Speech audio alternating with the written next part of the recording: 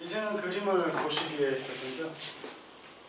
제가 뭐 그림에 대해서 얘기도 하고 또 그림에 대해서 이야기하고 그림에 대해서 이야기한 다른 사람들의 이야기도 보여드리겠지만 어디까지나 그냥 여러분들이 생각하시는 대로 해석하시면 되고 또 받아들이시면 됩니다. 이렇게 묶은 것도 대단히 자의적이기 때문에 어디까지나 가변적이라는 것을 생각하면서 보시면 될 것 같아요. 메리 카사트가 집중했던 주제 중에 하나가 여성의 모습인데, 여성의 모습이 뭐 어떤 화가들이 여성을 아름다운 존재, 자신을 꾸미는 존재, 혹은 뭐 가정 일을 하는 존재, 그러한 존재를 여겼다면 카사트는 뭔가 주체적으로 뭔가를 하려고 하고 지식을 습득하려고 하고 예술을 창조하려고 하고 이렇게 독립적으로 움직이는 그런 주체적인 존재로서 여성을 표현하려고 했던 그런 경향들이 있어요. 자신의 어머니를 그린 작품인데요. 그래서 피가로지를 읽고 있는 자신의 어머니를 그린 겁니다. 여성이 혼자 단독의 화면 속에서 독서를 하고 있는 혹은 편지를 쓰고 있는 그런 여성의 이미지 때는 상당히 많이 있는데, 신문을 읽고 있는다는 것은 좀 다른 측면이거든요. 신문을 읽는다는 것은 이 사회 경제적인 상황들, 정치적인 상황들, 그런 것들에 대해서 관심을 가지고 있고 그것들에 능동적으로 참여할 가능성이 있는 하나의 존재로서 여성을 그리고 있는 건데, 일반적으로 이때 당시의 여성이면, 그러니까 이때 당시 여성인데 심지어 나이가 많이 드신 여성이죠. 할머니니까, 손자가 있고 손녀가 있는 여성이니까, 이러한 여성이 신문을 읽고 있는 모습이 그려진 작품은 대단히 드뭅니다. 그렇기 때문에 이 작품이 상당히 의미가 있고, 자신의 어머니를 묘사한 건데 안경을 쓰고 신문을 대단히 열중해서 보고 있는데 마치 누가 말을 걸어도 전혀 응답하지 않을 것처럼 집중한 모습을 보여줘요. 이러한 모습에서 카사트가 나중에 삶 속에서 여성운동을 전개하고 또 참정권 운동을 전개하고 그랬던 모습들에 대한 어떤 전조가 여기에 드러나고 있습니다. 여성도 글을 읽을 수가 있어야 되고 지식을 습득해야 되고 사회 문제에 관심을 갖고 참여해야 된다는 그런 관점들이 나타나고 있죠. 이때 당시에 다른 화가, 우리가 모두 알고 있는 세잔이죠. 세잔도 아버지를 그렸어요. 아버지 루이 오귀스트 세잔을 그렸는데 여기서 아버지의 모습도 신문을 읽고 있죠. 그러니까 이런 모습들이 남성의 이미지에서는 상당히 많이 있었는데 여성의 이미지에서는 많지 않았거든요. 그런 점에서 대비해서 본다면 아까 어머니를 신문을 읽고 있는, 열중하고 있는 모습으로 그린 모습에 상당한 의미가 있다라고 우리가 볼 수가 있겠죠. 그 전까지 여성을 그리는 방식들, 물론 이거 좀 극단적인 얘기긴 합니다만 베르메르가 그린 것과 같이 일상적인 삶의 풍경 속에서 가사일을 하고 자녀들에게 안정감을 주고 가족의 영향을 책임지고 이렇게 가정의 영역 내에서 대단히 국한된 그런 일을 하는 여성들로 많이 그 여성을 묘사를 했었는데, 그러한 것과는 상당히 다른 착상이라는 것을 우리가 느낄 수가 있죠. 또 어머니를 그린 다른 작품이 있어서 이 작품을 보여드리는데, 애칭과 동판 부식법, 에퀴턴트라고 하죠. 을 사용한 어머니의 초상화 작품이고요. 이때쯤에 어머니의 건강이 많이 안 좋았었다라고 이야기를 해요. 그래가지고 어머니의 창백한 피부, 또 창백한 우도시 그렇게 해서 어우러지면서 어머니의 뭔가 유약하면서 생의 마지막 순간들로 향해 가고 있는 그러한 모습을 보여주는데, 또 까만색과는 상당한 대비를 보여주고 또 이 초록색을 양쪽에 잘 활용을 하면서 또 화면 전체가 죽는 것은 방지하면서 생동감을 주고 있는 그런 작품이고, 카사트가 애칭, 에퀴턴트, 판화, 목판화 이런 쪽에 상당한 기량이 있었고 또 미술사적으로 상당히 기여를 하는 부분들이 있습니다. 물론 그게 이제 자포니즘의 영향 속에서 그렇게 된 부분들이 많이 있는데, 여기서도 보면은 매체를 아주 색채감을 균형감 있게 조화롭게 잘 사용하고 있는 모습을 우리가 볼 수가 있죠. 또 이 작품은 아까 신문을 읽는 여성보다 조금 더 의미가 있는 작품이라고 볼 수 있는데, 19세기에 여성이 운전대를 잡고 있는 유일한 작품입니다. 이 작품은. 글이 지금 언니 리디아가 자기 딸내미랑 같이 마차를 타고 가고 있는 모습인데 19세기의 여성이 운전을 하고 있는 모습을 그린 작품이 이거밖에 없는 거예요. 그런데 더 재밌는 것은 지금 마부가 지금 여기 있죠. 이 사람이 원래 마부인데 여기 화면이 안 비치네. 마부가 지금 앉아있는데 돌아 앉아있는 말이죠. 마부는 운전에 관심이 없는 거예요. 오히려 마부를 리디아가 끌고 가는, 주도적으로 끌고 가는 모양새죠. 원래대로라면 이런 좀 부유한 집안이니까 카사테 집안은 마부한테 모든 것을 맡겨놓고 아기만 돌보고 있어야 하는 리디아의 모습이 사실 우리가 기대할 수 있는 모습이고 일반적으로 발견할 수 있는 모습인데요. 여기서는 운전대를 직접 잡고 있는 여인의 모습이 나타나고 있고 마부는 오히려 방관자적으로 등 돌린 모습으로 나타난다는 점에서 상당히 이례적인 작품이에요. 무엇보다도 아이가 아주 귀엽죠. 볼이 빵빵해가지고. 이러한 작품을 우리는 또 이런 작품이 또 나오기 위해서는 약 50여 년을 기다려야 되는데 타마라 림피카라는 화가 레스레 전당에서 2년 전인가 전시를 했었어요. 타마라 림피카 아르데코의 여왕이다 라고 이야기를 하는데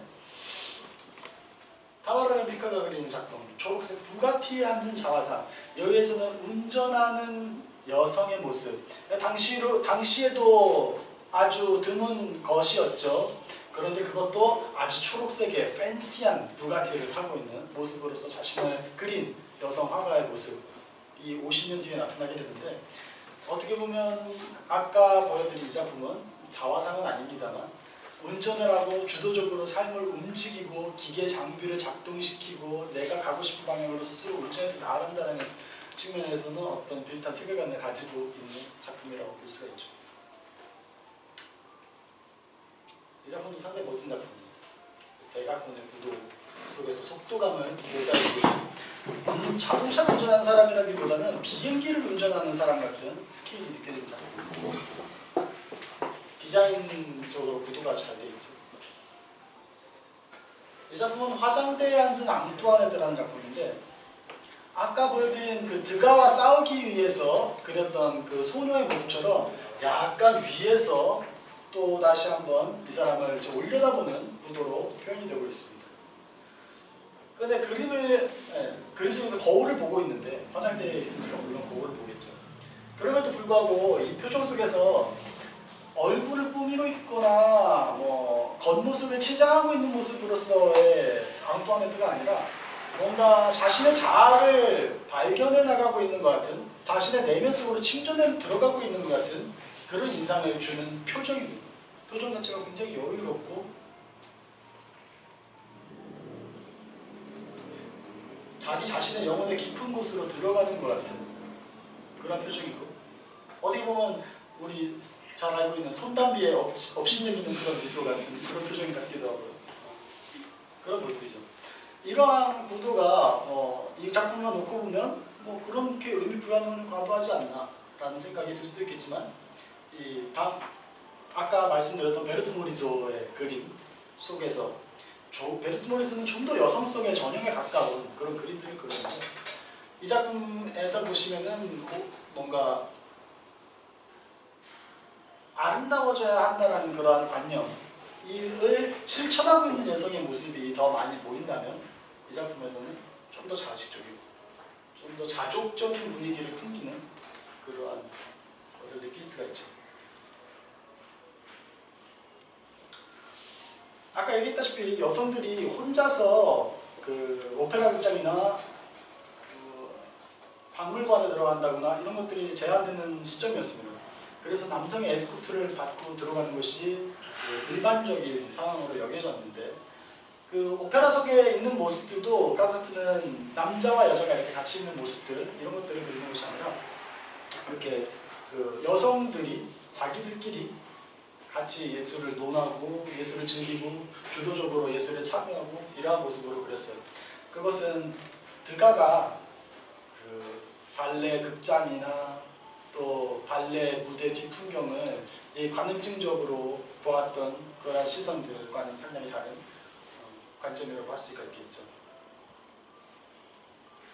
이 작품을 아까 보여드렸었는데 이 작품을 왜 다시 가져왔냐면 이 작품은 단순히 여성이 오페라 극장에서 안경을 끼고 뭔가를 보고 있는 것이 아니라 자세히 보면은 이 뒤에 있는 남성이 이 여성을 또 보고 있다는 것을 우리가 느낄 수가 있거든요. 그래서 우리는 이 여성을 보지만 또 이 여성을 보는 또 다른 남성이 쌍용을 가지고 이 여성을 보고 있는 거예요. 주인공의 여성. 또 이 여성은 또 다른 것을 보고 있고 또 이 그림을 자꾸 보다 보면 이 그림을 보는 것이 내가 보는 것이 이 남자가 이 여성을 보는 것이 아니라 이 남자가 나를 보고 있는 것 같은 느낌도 주거든요. 여기에서 이렇게 응시의 연결고리가 서로 엉켜서 모호한 의미의 작용을 나타내는 그런 현상을 우리가 느낄 수가 있는데 여기서 응시라는 하나의 담론을 제기할 수가 있는 거예요. 이 작품을 가지고 예시로 들면서 이 실반 바넷이라는 사람이 뭐라고 글을 썼냐면 오늘날 많은 비평이 시선에 대해 다루고 있는데 예상되는 결론은 응시하는 사람은 사실상 엿보는 취미를 가진 사람으로 바라보는 행동에서 기쁨과 힘을 얻는다는 것이다. 그러나 메리카 사트의 오페라 극장 젊은 옷의 여인 카마이 칼럼스에서는 남성은 보는 사람, 여성은 보이는 사람이라는 단순한 이분법이 없다. 화면 앞쪽의 여인을 위쪽 왼편의 남자가 열심히 바라보고 있는 것은 사실이지만 그 여인 자신도 매우 열심히 쳐다보고 있으며 자꾸 웃음꽝스럽게 구부린 채 여인을 보는 그리고 사실은 우리를 보는 남자보다는 여인이 훨씬 더 지배적인 인물이다. 이 두 인물들은 쳐다보고 있다. 그런데 그 그림을 보는 사람은 여자에게 힘이 있다기보다 남자의 엿보는 행동이 여자의 힘을 훼손하고 있다고 보는가. 응시라는 것은 단순히 무관심적인 강조가 아니라 의도를 가지고 보는 나의 권력적이면서도 의도적이면서도 전략적인 행동이라는 것이거든요. 그러니까 미술 비평의 용어에서 응시라는 것은 절대 가치 중립적인 용어가 될 수 없다는 것입니다. 여기에서 응시의 여러 가지 네트워크가 움직이고 있는데 그것 자체가 이 그림이 남성과 여성이라는 응시의 권력 구조의 관계를 은유하는 하나의 메타포로서 쓰여지고 있지 않을까라고 해석을 하는 거예요. 응시라는 것은 권력인 것입니다. 그러니까 비평의 관점에서 바라보는 그것을 적나라하게 이야기하고 있는 것이 마가렛 올레네의 글인데 응시는 다른 사람을 통해 자신을 완성하려는 욕망과 일치한다. 그리고 그리하여 응시를 두고 투쟁이 벌어진다. 누군가는 응시의 주인이 되기를 바라보고 또 다른 누군가는 그 바라봄의 대상이 된다. 응시는 주류와 비주류의 관계, 1세계와 2세계 관계에 부정적인 영향을 미쳤다. 특히 3세계 주민들은 그들이 이국적으로 보인다는 점과 역사의 흐름에 벗어나 시간을 초월하여 사는 현존성으로 보인다는 점에서 응시의 대상이 되어버렸다. 대상이 된 주체는 다른 이들이 그들을 바라보는 방식으로 자신들을 보게 되는 것이고 그 결과 그 응시가 내면화된다. 이 응시가 내면화된다는 관점이 젠더의 영역에서나 또 국가 간의 관계에 있어서나 대단히 중요한 문제인 거죠. 따라서 남성이 여성들을 바라보는 것처럼 여성들이 자기 스스로를 바라볼 때 그리고 주류가 비주류를 바라볼 때처럼 비주류가 비주류 자신들을 바라볼 때 자기 이미지는 곤궁해지고 자기 가능성은 제한된다 라고 이야기를 하죠. 우리는 내가 보고 싶은 방식대로 세상을 본다고 생각하지만 어떻게 보면 우리는 남이 나를 보고 있는 방식대로 나 자신을 볼 수 있는 가능성도 대단히 높다는 거예요. 거기서 아까 보여준 남자와 여자의 관계 속에서 제가 눈이 말씀드립니다만은 그 존 보거의 책에서도 이런 얘기가 나오죠. 남성은 자신의 행위와 실천으로 평가받고 여성은 남성에게 어떻게 보여지는가로 평가받는 경향이 있다라고 서구 시각 문화상에서 공공연하게 이러한 진리들이 퍼져 있는데 여기서도 그 응시를 둘러싼 역학관계들을 우리가 비판적으로 바라볼 필요가 있다는 겁니다. 그래서 결론적으로 마가렛 올레는 이렇게 얘기하죠. 우리는 타자가 우리를 바라보는 것처럼 우리 자신을 바라볼 필요가 있을 뿐 아니라 더불어 타자를 보고 있는 우리를 볼 필요가 있다. 바라보기를 시각화한다는 것은 바라보기가 발생하는 것만큼 쉬운 일은 아니다. 이 글을 해석하는 것도 쉬운 일은 아니죠.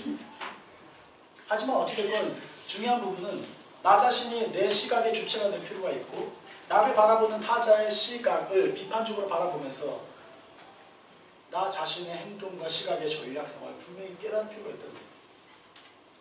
얘기가 이건 좀 많이 센 겁니다. 카서트의 그림과는 상관없지만 어쨌든 카서트가 이 남자라는 장치를 집어넣지 않았다면 우리는 이 얘기를 할 수 없겠죠. 그냥 예술을 바라보고 있는 홀로 있는 한 여인이구나. 라고 생각하겠지만 이 남자를 집어넣음으로써 복잡한 시각을 둘러싼 관계들이 보여진다는 겁니다. 카사트는 분명히 그것을 의도했을 거예요. 나를 바라보고 있는 남성의 시선에 대해서 늘 인식하고 있었을 것이고, 예를 들어서 카사트가 혼자 오페라 관람석에 갔다면 남자들이 나를 쳐다볼 겁니다. 저 여자 왜 혼자 왔지? 누구의 첩이던가? 누구의 와이프던가? 아무도 소유하지 않은 여성인가? 그렇다면 내가 소유할 가능성은 있는가? 라는 형태로 바라볼 겁니다. 그러한 시선 속에서 카사트는 문제의식을 느꼈을 거예요. 이 그림은 뭐 의미를 떠나서 굉장히 색채 자체가 아주 풍성하게 묘사된 작품이죠. 그리고 모든 것들이 사실상 생면화되어 있어서 평면적으로 느껴집니다. 물론 일본 파나 영향도 있고 드가와 같이 나눈 예술의 교감 속에서 이런 구도가 나왔겠죠. 여기서도 마찬가지로 남자는 그냥 뒷모습으로 노젓는 모터 같은 존재로 드러나고 있고, 중요한 것은 어머니와 자식의 관계죠. 그리고 대단히 위에서 내려다보고 있기 때문에 이 수평선은 굉장히 제한적으로 아주 위쪽에 위치하고 있습니다. 그 부분이 특징적인데, 게이트웨이 미술사라는 책을 뒤쳐보니까 이 작품을 이렇게 설명하였더라고요.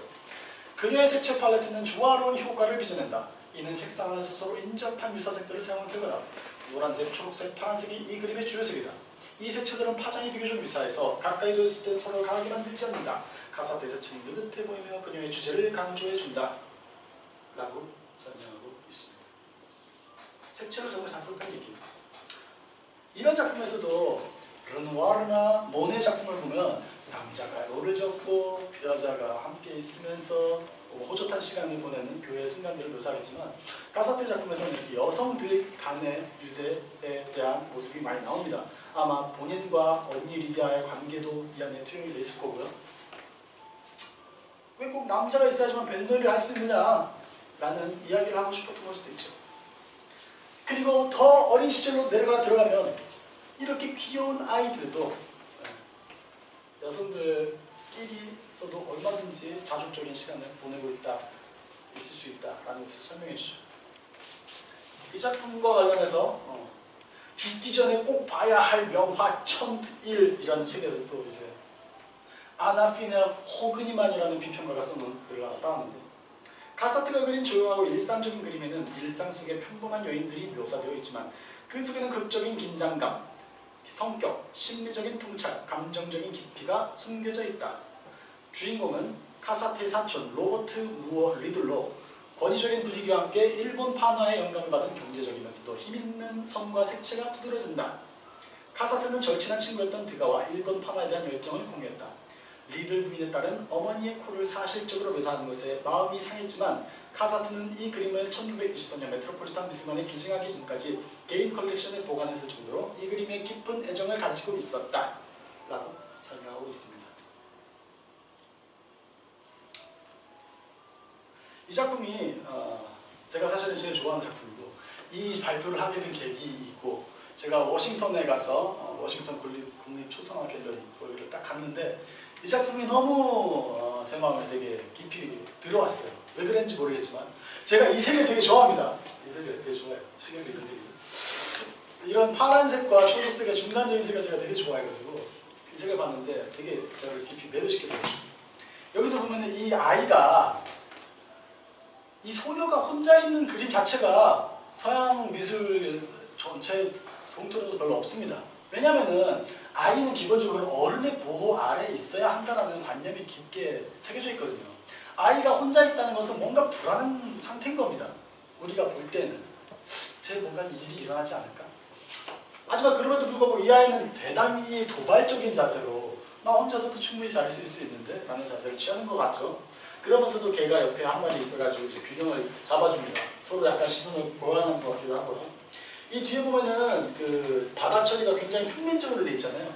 이 부분을 드가가 직접 덧칠해줬다고 알려져 있습니다. 안락의자 사이에 어두운 회색 바닥, 그리고 빛이 보이는 뒷배경을 드가가, 이 부분이죠. 빛이 보이는 뒷배경. 이 부분을 드가가 직접 칠해준 걸로 알려져 있습니다. 이 작품과 관련해서 또 재밌는 이야기를 발견했는데, 누가 누구를 평가하냐라는 이슈죠. 카사트가 이렇게 자기 화상에게 얘기를 했습니다. 그것은 드가시 친구의 딸을 그린 초상화입니다. 나는 안락의자에 앉은 아이를 그렸는데 그는 내 그림을 칭찬해 주었습니다. 드가 얘기죠. 또 배경에 관해 충고해 주면서 손봐주기도 했습니다. 나는 그것을 1878년에 미국 박람회에 보냈는데 그만 거부당했죠. 나는 화가 났었어요. 그때 심사위원 3명이 있었는데 그중 1명은 약사였다는 겁니다. 그러니까 미국이란 나라가 예술의 지평이 그렇게 얕은 나라였다는 거예요. 그래가지고 작품을 보냈는데 뭐 심사위원 누가 있겠어요? 뭐 없으니까 화상, 아니 약사를 불러다가 이 그림을 심사한 거예요. 떨어지죠. 그래가지고 이제 카사트가 분노했다는 에피소드가 있습니다. 지금 우리나라도 뭐 이런 일이 비일비재할 거예요. 사실 내 그림에 대해서 나보다 많이 아는 사람은 어디 있겠어요. 하지만 어찌됐건 제도권에 편입이 되기 위해서 평가를 받아야 되는 것이고 그런 아이러니가 있죠. 두 번째 주제는 근대적 성모자인데 이 부모와 어머니와 아이의 관계에 카사트는 굉장히 관심을 많이 가졌었거든요. 코레조가 한테 영향을 많이 받았다고 했잖아요. 여기 보면 이제 성모자상이 있고 아주 전통적인 성모자와 함께 있는 천사와 또 막달라 마리아와 또 성 이에로니무스 성서를 쓴 사람, 성서를 번역한 사람이죠. 같이 있는 풍경이 나타나고 있는데 어떤 비평가가 얘기하기로 이렇게 다리가 쭉 빠진 부분, 왼쪽 다리가 빠진 부분이 이 졸린 아기를 씻기는 어머니라는 그림의 모티브와 똑같다라고 이야기를 하더라고요. 제가 봤을 때 좀 억지 같습니다. 이 작품은 그 미국에서 좌절을 겪고 나서 그 1871년과 1872년 사이에 코레조 모작을 하러 갔을 때 본 작품으로 알려져 있습니다. 그래서 여기서 이런 다리 모양에 영향을 받지 않았을까라고 이야기를 하는데 여기서는 어머니와 아이의 유대관계가 좀 더 포근하고 따뜻하게 나타나고 있죠. 이 작품은 좀 더 사랑스러운 작품인데 왜 주말에 엄마 아빠들이 자고 있다 보면은 아기가 평소에는 일어나지도 않던 것들이 꼭 주말에는 일찍 일어나가지고 엄마 아빠를 괴롭히잖아요. 네. 그런 풍경을 정말로 소소한 삶의 풍경인데 하얀색으로 뒤덮은 아주 순결한 모습으로 너무 아름답게 묘사를 했죠. 아이의 이 새빨간 볼따구와 또 어머니의 그 볼따구가 또 이렇게 연기가 되면서 묘한 또 유대관계를 상징적으로 보여주고 있기도 하고요. 이 작품은 이름이 저랑 똑같이 들어갔어요. 네. 주일과 어머니라는 작품인데 제 이름도 프랑스어로 표현하면 이렇게 되거든요. J-U-L-E-S 쥘 베른이 이렇게 이 철자를 씁니다. 근데 한국어로 쓸 때 쥘 베른이라고 쓰는데 저랑 이름이 똑같아서 가져왔어요. 저희 어머니는 저를 이렇게 해준 적이 별로 없는 것 같아요. 제가 혼자 알아서 다 닦고 말리고 어렸을 때부터 독립적이었기 때문에 이러한 작품 엄마가 일할 때 옆에서 얄궂게 방해하는 아이의 모습도 굉장히 사랑스럽게 표현됐죠. 그러면서 이 아이는 우리와 눈을 마주치고 있어요. 그래가지고 우리를 이 그림의 평화로운 순간 속으로 휙 초대하는 것 같은 그런 느낌을 주죠. 이게 제가 말년에 샀다는 성 있잖아요. 그 성에서 같이 살 때 그린 그림이라고 합니다. 이 작품은 좀 더 성모자상에 가까운 구도를 가지고 있죠. 마리아가 예수를 안고 있을 때 이런 구도를 많이 취했었고요. 라파엘로나 다빈치의 그림에서도 이런 도장이 많이 보이고요. 또 여성이 머리두건을 하고 있는 모습도 마리아가 전통적으로 지니고 있었던 그런 모티브를 보여주는 것 같은 느낌을 줍니다. 이렇게 좀 더 다정한 순간의 그림도 그렸었고요. 이 작품은 오른쪽으로 손을 내뻗은 아기를 낳은 마틸드라는 작품인데 이 작품에 대해서 에덤 곰닉이라는 작가가 쓴 뉴요커지에 기고한 글이 있어서 가져왔어요. 엄마 사랑이 아니라 아기 사랑이 그녀의 주제다. 아기의 해부학에 대한 파악이 완벽하고 놀라우며 사실은 약간 흉하기도 하다. 원래 정말 완벽한 인간의 모습을 재현하면 아름다울 수가 없는 겁니다. 어떻게 보면. 정말로 억지로 만든 인위적인 몸이 아닌 이상 그 모습을 지금 이 에덤 곰닉이라는 작가가 주적하고 있는 거죠. 1889년의 파스텔화 오른쪽으로 손을 내뻗은 아기를 안은 마틸드에서는 아기의 부드럽고 나긋나긋한 몸 아랫부분과 수평의 단단한 팔 사이의 감동적인 어긋남을 잡아냈다. 아래로 향하는 부드러운 힘찬 분출과 불안하고 각진, 분명하지 않은 정적인 움직임이 바깥과 위쪽으로 향한다. 뭔 말인지 모르겠죠. 하여튼 뭐 그렇답니다. 그만큼 면밀한 관찰을 한다는 것이 이 글의 포인트인 거고요. 정말 진실한 순간을 포착하기 위해서 노력했다는 점. 그리고 이 해부학에 대한 관심이 아까도 얘기했듯이 그 미술학교에서 그 누드 수업에 참여할 수 없다 그랬잖아요. 오히려 누드 수업에 참여했으면은 진실한 누드를 못 그릴 가능성이 높아요. 왜냐면은 누드 수업에서 보여지는 누드는 어느 정도 정형화된 누드의 틀을 벗어나기가 힘들기 때문이죠. 근데 해부학 실험 수업에서 보는 누드는 어떻게 보면 더 진솔한 누드거든요. 살갗을 파고들고 그 속에 있는 것까지 볼 수 있는 누드인 거죠. 그렇기 때문에 좀 더 진실한 누드에 가까운 작품을 인체를 묘사할 수 있지 않았을까라는 추정이 가능합니다. 이렇게 도발적인 모녀 관계도 그렸던 바가 있습니다. 마지막 키워드는 자포니즘인데 아시다시피 그 일본에 있는 도자기들이 유럽으로 많이 수출이 됐고 그럴 수 있었던 이유는 그 중국에서 자기네 도자기 유출을 금했기 때문이라고 해요. 그래서 어쩔 수 없이 일본 도자기들을 많이 수입을 했는데 유럽에서 중국 도자기 수입이 막히니까. 근데 일본 도자기를 싸는 그 포장지 그것이 이제 포장지가 밋밋하니까 거기다 목판화를 찍은 거죠. 채성 목판화. 그게 6kg의 목판화들인데요. 그런 것들을 보고 와 포장지가 왜 이렇게 예뻐? 여기 목판화 너무 예쁘다. 유럽 사람들이 처음 보는 평면적인 아름다움이었으니까 거기 빠진 거죠. 그래서 인상주의의 대부분의 화가들이 자포니즘에 매료가 됐었고 또 판화들을 수집했죠. 고흐, 고갱, 에밀 졸라, 모네 할 것 없이 다 자포니즘에 빠졌었습니다. 메리 카사트도 여유 없었고요. 메리 카사트가 처음으로 자포니즘의 판화들을 본 거는 1890년 파리에서 전시된 일본 판화가 기타와 우타마로의 판화 100점을 본 후에 친구에게 우타마로에 열광하는 편지를 보냈다고 합니다.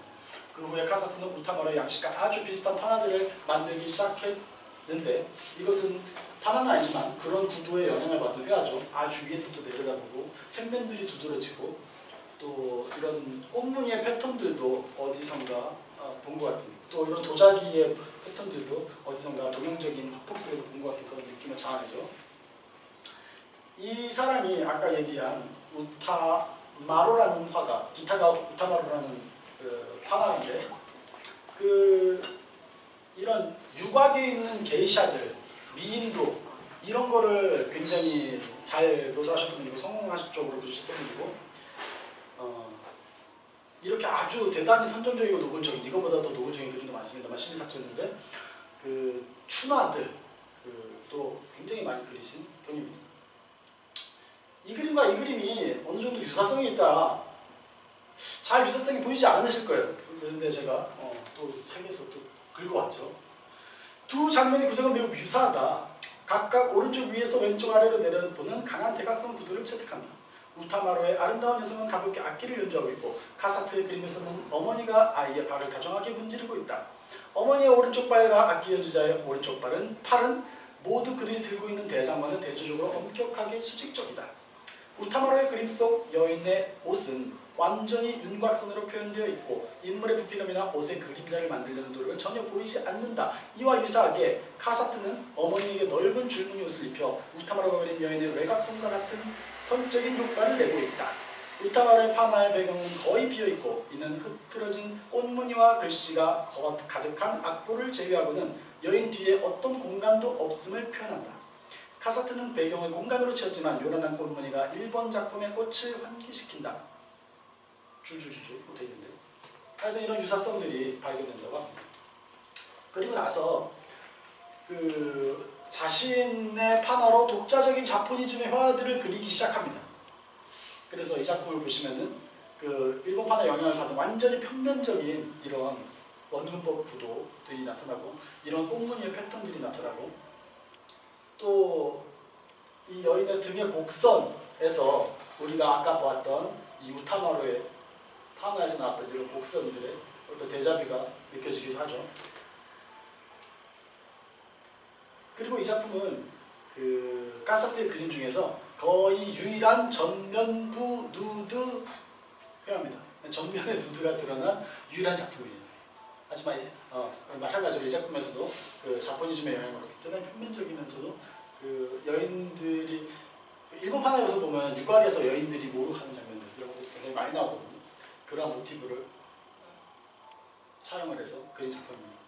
이 작품에서도 보면 어떤 동양적인 정서가 느껴지는데 패턴도 그렇지만 그 여인이 집이라는 그 공간에서 고독을 느끼면서 편지를 보내고 편지를 기다리고 이러한 감정들이 대단히 좀 동양적인 감성인 거죠. 그래서 일본 화가 영향을 받아서 이런 그림도 그렸는데 사실 이런 그림은 뭐 우리가 카사테의 그림이라고 설명을 달지 않으면 진짜로 일본 그림 같은 느낌을 주죠. 이 작품도 마찬가지고요. 이 윤곽선이 완전히 일본 판화의 전형적인 윤곽선이라고 할 수 있겠죠. 이 작품에서는 아예 그 사물들 자체가 동양적인 모티브로 구성되어 있습니다. 부채, 등장가, 또 여성의 목선.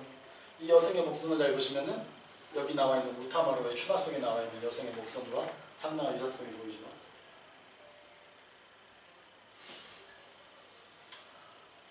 정리를 하자면 우타마루입니다. 카사트는 그 자신이 갖지 못한 것, 갖지 않은 것들에 대해서 계속적으로 열망하면서 작품 활동을 하는 것으로 느껴져요. 그래서 켄 존스는 이 사람을 어떻게 정리했냐면 인상주의화가 메리카스트는 흥미로운 모순의 인물이다라고 정리해요. 왜 모순의 인물이냐? 그녀는 완벽한 상류사의 삶을 살았지만 파리에서는 예술가로서 아주 좀 나쁜 평을 듣는 사람들과 어울렸는데 첨단의 아방가르드 양식의 인상주의 작품이죠. 그런 것들을 하면서도 도전적인 이미지는 선보이지 않았다는 거예요. 뭐 전복한다거나 도시를 막 전복하고 아카데미 미술을 부정하고 이런 미술을 하지 않고 그들의 화법만 따가지고 아주 평온한 그림들을 그린 거예요. 그리고 그녀는 자신과 같은 여인들이 얌전하게 사회적인 가정적인 역할에 몰두하거나 아이들을 돌보는 모습을 몇 번이고 되풀이해서 그렸다. 그럼에도 불구하고 그녀 자신은 결혼하거나 아이를 가진 적이 없다. 자신이 하지 않은 것에 대해서 계속적으로 애정을 담은 그림을 그린 거죠. 그래서 그녀는 집요할 정도로 정확하고 지적인 그림은 달콤한 부드러움이라는 부당한 명성을 얻었다 라는 평을 했습니다. 그래서 카사트는 결혼을 하면 화가 생활이 끝난다고 생각했어요. 아마 아버지가 극렬하게 반대하는 데 있어서 아버지에 대한 반발이 그런 감정을 불러왔을 수도 있어요. 그래서 삶을 나중에 반추했던 상황 속에서 이런 말을 했는데 이런 말을 한두 번이 아니라 되게 여러 번 했다고요. 차라리 결혼해서 아기를 낳아 기르는 것이 더 나은 일인지도 모른다. 내가 화가로 살아보니 예술이 너무 좋아서 하긴 했는데 너무 힘들더라. 차라리 내 언니처럼 저렇게 아기 낳고 알콩달콩하고 사는 게 낫지 않았을까? 라는 것에 대해서 계속 갈망하는 마음과 예술을 너무 사랑해서 놓치지 못하는 마음, 그 두 가지를 이렇게 균형시킬 수는 없었던 거죠. 예를 들어서 베르트 모리스처럼 웨센마네와 결혼했다면 웨센마네는 형이 화가니까 그런 예술 활동을 하는 것을 뭐 가정생활 속에서도 얼마든지 지원을 해줬을 거예요. 하지만 카사트는 그러지 않았기 때문에 자신이 갖지 못한 그런 가정생활에 대한 열망도 계속 가지고 있었고 또 예술에 대한 열망도 당연히 가지고 있었던 것이죠. 그러고 나서 이 성을 샀는데 이 성이 사기 전에 이 근처로 그 휴가를 갔었다고 해요. 1891년과 1892년 사이에 이 성 주변으로 별장으로 갔었는데 이게 매물로 나왔다는 얘기를 듣고 이거를 사게 됩니다. 이 성을. 이게 외곽에 있는 성인데 그래서 1894년 여행 갔다 온 지 2년 후에 이거를 산 거예요.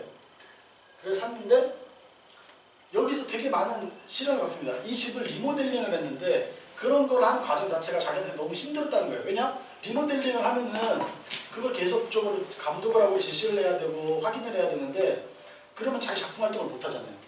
그래서 우리 가족은 결국 여기 정착했는데 사실 우리가 여기 오기 전부터 저는 집주인으로서의 역할을 충분히 해오고 있었고 이미 지난 3개월 동안 집주인 노릇을 해왔는데 올 여름 내내 이 일에 매진해야 되기 때문에 언제나 제 그림에 착수할 수 있을지 스스로에게 묻고 싶은 상황입니다. 그림을 빨리 그리고 싶다는 거죠. 이렇게 하고 싶지 않다는 거죠.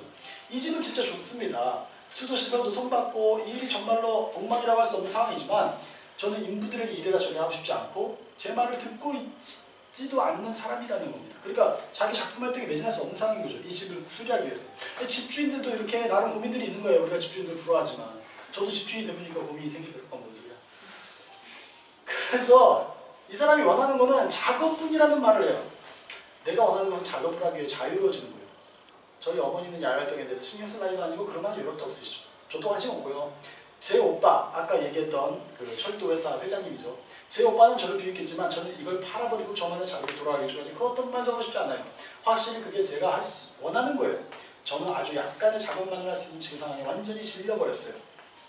폴 두랑명이라는 사람은 인상주의 화가들을 지원했던 아주 전설적인 화상입니다. 이 사람의 작품 그 화상 거래 내역만 봐도 인상주의 화사가 그려질 정도의 아주 유명한 화상인데 어쨌든 이 사람한테 자기 성 사자마자 팔아버리겠다고 해요. 너무 힘들어서. 그런데 이내 그 마음을 철수하죠. 그만큼 작업을 하고 싶은 여력을 갖고 싶은데 가족이 얽매이고 뭐 이런 일에 주변적인 일에 얽매이는 거에 대해서 대단히 괴로워했었다는 것을 우리가 알 수가 있습니다. 그러니까 이 사람은 결국 자신이 속한 굴레 속에서 계속적으로 순응하면서 작품을 할 수밖에 없었는데 비트겐슈타인의 글이 완벽히 부합하는 것은 아닙니다만 어느 정도 부합하는 것 같아서 가져왔는데 전통은 사람을 배울 수 있는 것이 아니다. 사람은 자신의 조상을 선택할 수 없듯이 말이다. 그것은 우리가 원할 때 집어들 수 있는 한 가닥 실이 아니다. 전통을 갖고 싶은데 갖고 있지 않은 사람은 불행하게 사랑에 빠진 사람과 같다. 라고 이야기를 하거든요. 카사트에게서도 유럽의 예술 전통 그리고 어떤 가족이라는 단란함 그 모든 것을 사실은 갖고 싶었지만 자신에게 속한 굴레 때문에 그것을 갖지 못했고 계속적으로 갈망하면서 예술로만 표현하면서 평생을 살다는 거죠. 외롭게 어떻게 보면 가족과는 같이 지냈지만 뭐 사랑을 하진 않았으니까요. 그런 점에서는 정말 예술에만 모든 것을 걸었고 그런 것이 가정에서의 어떤 삶의 행복감으로 보상이 이루어지지 않은 것 같아서 그런 부분은 좀 안타까운 부분입니다. 카사트가 이로부터 이 말을 하고 나서 4년 후에 이제 실명했다고 했죠. 이때 당시 이제 노구를 이끌고 좀 나이가 든 상태죠. 이집트 여행을 갔어요. 이집트로 여행을 갔는데 거기서 엄청난 스핑크스와 피라미드와 이런 것들을 보게 되죠. 그러고 나서 무슨 말을 했냐면 나는 예술 그 자체의 힘에 짓눌렸다. 이집트에서 본 것들에 짓눌렸다는 얘기예요. 나는 이에 맞서 싸우려고 했으나 이미 정복당해버렸다. 이 예술은 과거가 우리에게 남겨준 가장 위대한 예술일 것이다. 나의 나약한 손은 이 과거의 예술이 내게 준 영향을 그림으로 옮길 만한 힘이 없다. 여기서 어떤 그 자기의 예술가로서의 커리어가 이제 끝났다는 것을 감지하면서 토로하는 말을 합니다. 더 위대한 것들을 하고 싶은데 그럴 여력은 없고 내가 속하고 싶었던 전통에 완전히 귀속되지도 않은 것 같아서 힘들었던 감정을 표현하는 거예요. 그리고 육체적으로도 나약해졌고 우리가 육체가 나약해지면 사실상 그 어떤 꿈이 있더라도 그게 이루어지지 못할 거라는 걸 이미 알기 때문에 스스로 제약하는 측면들이 있거든요. 그러한 굴레에 갇혔던 것이 카사트의 예술의 궤적에서 마지막 모습이었던 것 같습니다. 그래서 이 사람의 삶에 대해서 뭐 마지막으로 뭔가 멋있게 정의를 내리거나 감동을 주는 말을 하고 싶지만 사실상 그럴 수는 없어요. 왜냐? 사료도 많지가 않고 또 이 사람의 삶에 대해서 아무런 판단할 수 없기 때문에 이 사람이 남긴 말들이 무엇인지 저는 아직 모르기 때문에 어쨌거나 이 사람은 자기 속한 굴레를 벗어나기 위해서 예술을 향한 끝없는 투쟁을 해왔었고 자신의 일관된 길을 걸었다. 그 정도 수준에서 정리할 수가 있을 것 같습니다. 이런 논문들과 책을 참고해서 오늘의 내용을 구성했고 카사트의 작품을 위키아트에서 검색해보시면 더 많은 작품들이 보일 테니까요. 거기서 보시고 여러분들의 마음에 맞는 그림들 하나씩 가슴속에 담아두셨으면 좋겠습니다. 오늘 얘기는 여기서 마치겠습니다. 경청해 주셔서 감사합니다.